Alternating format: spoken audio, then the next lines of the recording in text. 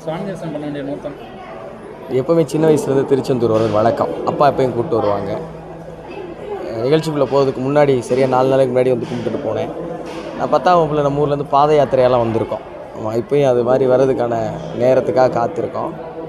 தமிழ் கடவுள் முருகன் அவர் தானே நமக்கு அடையாளம். அவரை வேண்டிட்டு போகிறதுக்காக அவ்வளோதான். பிக் பாஸ் வந்து வின் பண்ணியிருக்கீங்க, எப்படி இருக்குது உங்களோட மனநிலை? எப்படி இருக்குது? அது கீழ்மட்டத்தில் போய் ஒரு வின் பண்ணுறது பெரிய விஷயம். எல்லாருமே ஏதோ ஒரு கட்டத்தில் கஷ்டப்பட்டு தானே மேலே வர்றாங்க. இது என்ன கொஞ்சம் சிறப்பு அப்படின்னா, எல்லாரும் ரொம்ப கஷ்டப்பட்டு ஒரு கட்டத்துக்கு போய் ஒரு அடையாளம் கிடச்சி ஒரு பிரபலமாகி அப்புறம் இந்த மாதிரி நிகழ்ச்சியில் வெற்றி பெறுவாங்க. நம்ம அப்படி இல்லாமல் நேரடியாக போய் வெற்றி பெற்றிருக்கோங்கிறது அது எல்லாரும் சொந்தமாக அவங்க வீட்டிலேருந்து ஒரு புள்ள போய் ஜெயிச்ச மாதிரி நினைக்கிறாங்க. அது பிக் பாஸ் நிகழ்ச்சி டைட்டில் வின்னருங்கிறத விட எல்லாரும் அவங்க வீட்டிலேருந்து ஒரு புள்ள ஜெயிச்ச மாதிரி நினைக்கிறாங்கல்ல, அதுதான் ரொம்ப ரொம்ப நெகிழ்ச்சியாக இருக்குது. கண்டிப்பாக தமிழ் வந்து இன்றைக்கி வந்து குறுக்கிட்டு வருது. அதே நேரத்தில் நீங்கள் தமிழை மட்டுமே பேசி பிரபலமாகி இன்றைக்கி ஒரு பிக் பாஸ் டைட்டில் அளவுக்கு இருந்துறீங்க. அது எப்படி இருக்குது? இன்றைக்கி உண்மையிலே இன்றைக்கி இருக்கிற எல்லா பெற்றோர்களும் சரி, தலைமுறையும் சரி, தமிழ் மேலே பெரிய காதலோடு இருக்கிறாங்க. இப்படி உணவு முறையில் இன்றைக்கி ஒரு பெரிய விழிப்புணர்வு வந்திருக்கோம். நம்ம சாப்பிட்ற உணவு வந்து ஆரோக்கியமானதாக இருக்கா, இயற்கையானதாக இருக்காங்கிற மாதிரி பார்க்க ஆரம்பித்தாங்களோ, அதே போல் மொழியில் இருக்கிற கலப்படத்தை நீக்கணும்னு எல்லாருக்குமே ஒரு பெரிய விழிப்புணர்வு வந்திருக்கு. நமக்கு தமிழ் தான் தெரியும், அவ்வளோதான், வேறு ஒன்றும் தெரியாது. நம்மக்கிட்ட என்ன இருக்கோ அதை வச்சு தானே போராட முடியும். இன்றைக்கி இதை வச்சு போராடலாம், இதை வச்சு போராடினா உலகத்தில் அங்கீகாரம் கிடைக்குது அப்படின்னு நிறைய பேர் அதை செஞ்சு காட்டியிருக்காங்க. அதில் நம்ம ஒருத்தர், அவ்வளோதான், வேறு ஒன்று. தமிழ் மொழிக்கு நீங்கள் செய்யக்கூடிய தொண்டு என்ன?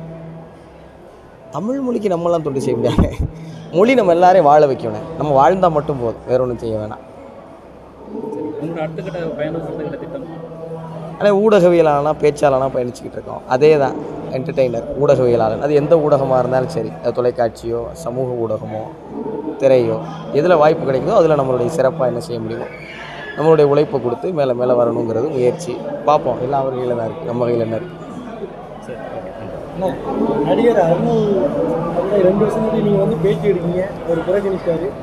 இந்த அர்ணவ் கூட நீங்கள் வந்து இந்த போட்டியில் கலந்து வச்சு வச்சுருக்கீங்க, அதை எப்படி பார்க்குறீங்க? நான் ஊடகவியலாளனாக தான் நம்ம பயணத்தை தொடங்கியிருக்கோம். நிறைய பேரை பேட்டி எடுத்திருக்கோம். எல்லாரையும் பேட்டி எடுக்கிற நம்ம வேலை. அர்ணவனே அப்படி தான் பேட்டி எடுத்தோம். அந்த பேட்டி நல்லா தான் போச்சு. அப்போ அவருக்கு அப்போ அவர் சம்மந்தமாக ஏதோ ஒரு செய்தி பெரிய அளவில் போயிட்டு இருந்தது. அப்போ ஒரு பேட்டி எடுத்தோம். உடனே அவர் வந்து சந்திக்க சொன்னார், பேட்டி எடுத்தோம், நல்லபடியாக போச்சு.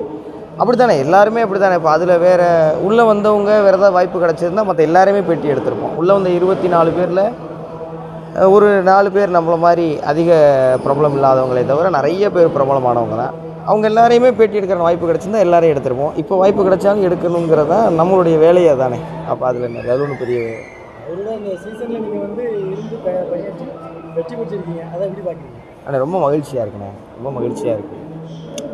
யார் உழைச்சாலும் உங்களுக்கு வெற்றி நிச்சயம் அப்படிங்கிற ஒரு நம்பிக்கை எல்லாருக்கும் கிடச்சிருக்கும் நான் நம்புகிறேன். அது எல்லோரும் எப்படி நினைக்கிறாங்க அப்படிங்கிறது எல்லாத்தையும் தனித்தனியாக கேட்டால் தெரியும்.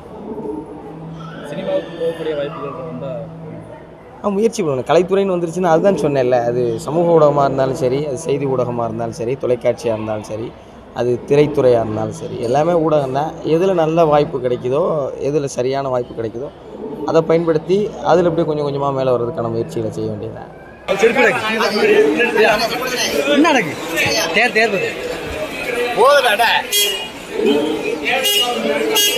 நான் இந்த பாஸ் ஃபோன் பண்ணி எதுவும் கேட்கணும்.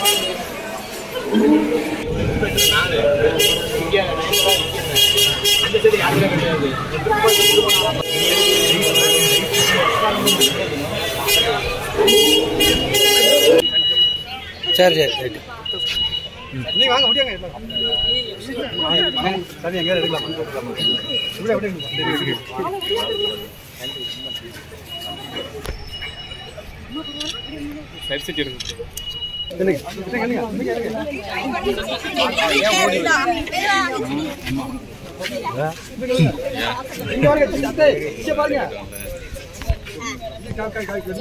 தள்ளி